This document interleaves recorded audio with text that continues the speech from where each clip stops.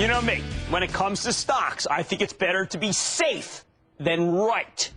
Back on January 9th, we were presented with, I regarded, a classic investing conundrum.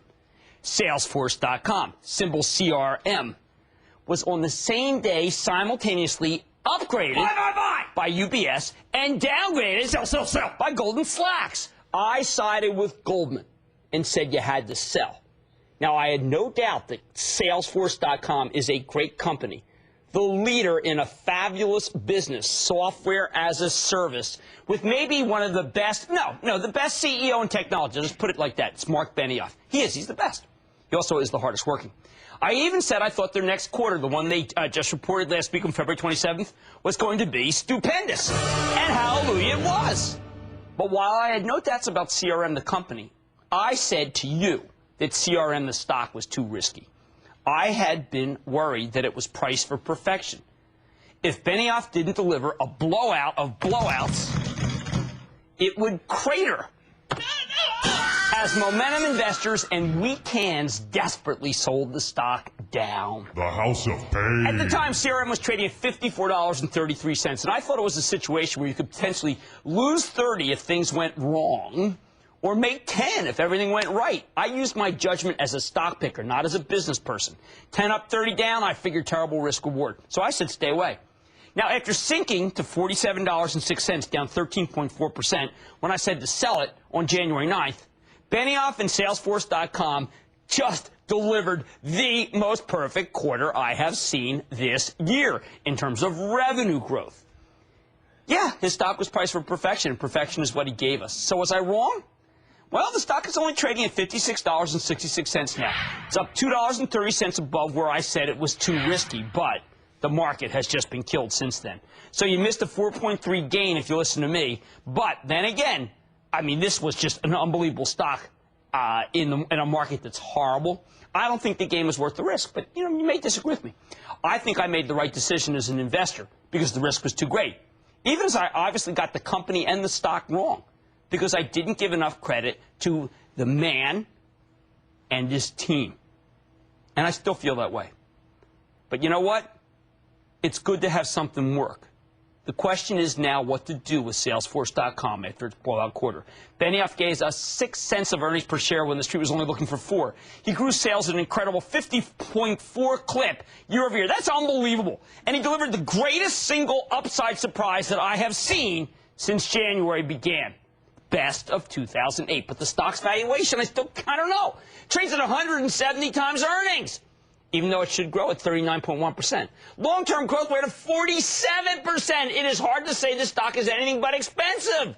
But the amazing thing to me is how CRM is held up as the vast majority of momentum stocks have fallen by the wayside. I think I'm going to call Salesforce.com the last momentum stock standing. Maybe that's because Mark Benioff has proven he can deliver perfection when perfection is what's needed. I want to know how he did it.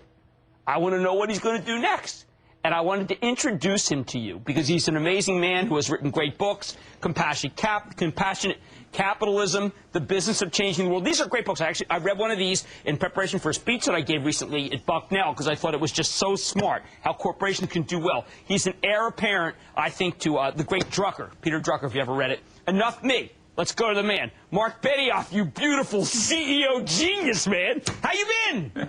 I'm doing great. Thanks so much, Jim, for having me here today. All right, everybody is telling me that the information technology business is bad. It's too hard to go up against Oracle. Software's not selling. And then you report a quarter, which indicates to me that you must have some sort of secret sauce no one else has. What is it? We do have a secret sauce, Jim. You're absolutely right, and it's called the software service model. And it means that you can run your business as easy as you can use Internet applications. So if you know how to use Google or eBay or Amazon, you can now run your business with that same kind of ease of use and point-and-click access right on the Internet. Now, let's tell our viewers, what was the story before Salesforce.com? How did it work before you came up with this? Well, I'm sure you know the story, Jim. Who doesn't? You buy a CD-ROM, you install it in your computer. It's the software industry model. It's yours to keep. If you don't get it running, if there's a bug in it, it's still yours. The reality is that in the risk-reward ratio of software, the risk is all with the customer. That's the old story. That's the story of Oracle, of Microsoft, of SAP, of all the software companies. Even in business, they ship the tape or CD out to the company. Well, they get the risk also. Our job is to make the customer success through a brand new model. And that brand new model is no software to buy, no hardware to buy, no one to hire. You use it right on the internet. It's exactly the same as Google. It's like Google, but for business applications. And I have done my homework on this, and I have to tell you, that's a much better. I talk I usually do not talk with my guests beforehand. I never do. But I wanted Mark to have a chance to be able to explain his product, and I thought if I could explain it better, I would, but he just did better. Now, Mark, help us understand. I know it's your job to run the company.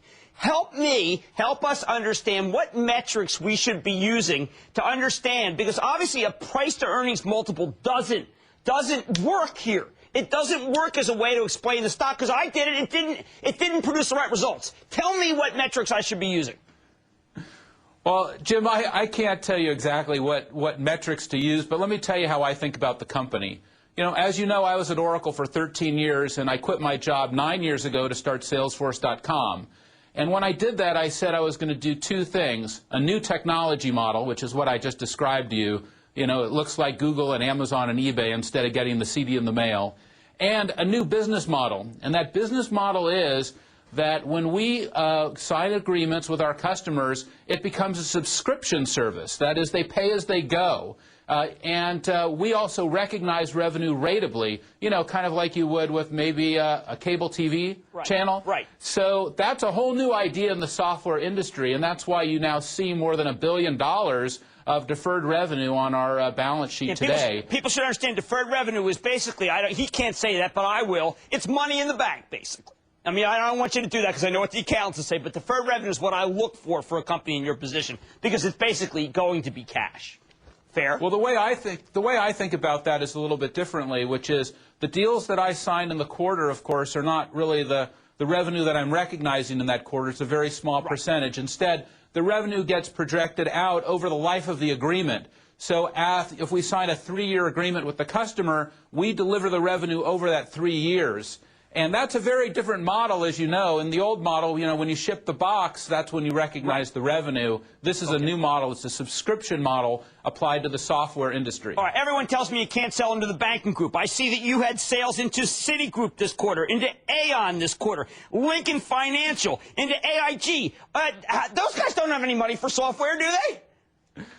Well, you're absolutely right. We have had a spectacular year, and also a spectacular year in the financial services industry, because those banks need to focus on the top line more than ever before. You mentioned Citibank. It was the largest CRM transaction of the year last year, and they didn't go with the software industry. They didn't want to take on that risk and complexity. They went with us for 30,000 users, and I'm sure you know their private bank and the leader of their private bank, Sally Krawcheck, she can afford anything, but she decided to go with us because she knew that would make her more successful than the other models. And we've done it with Merrill Lynch. Okay. We've done it with many other banks, both here in the U.S. and also even in Japan with Mizuho, in Europe with ABN AMRO. It's a great model for financial services, but it's also a great model for a lot of other industries, including high tech, including media, on and on and on. Mark, I've got to ask one last question, then I'm giving the big hook here. I know from your emails and your books, do you ever sleep? Look, when it's as exciting as it is right now, you don't need to sleep because, you know, we just delivered a 50% growth quarter. We're delivering a new business model, a new technology model, and as you mentioned, we have a philanthropic model. 1% of our time, 1% of our profit, 1% of our equity is in a 501c3 public charity called Salesforce Foundation. We're all about, you know, doing good while we're doing well. Okay. We think we can do both, and that's what Salesforce is all about. Mark, I am glad you came on Mad Money. It's really great to talk to you. Thank you. Great to see you, Jim. Thanks so much. Guys, look, you want to own a stock that held up, that tested time, but you don't mind to pay up? You don't mind expensive? This man, that company, is the last momentum play standing. I bless it, not for me, but for those of you who want momentum, who want growth, and who want quality. Benioff, CRM, they've got it. Stay with Cramer.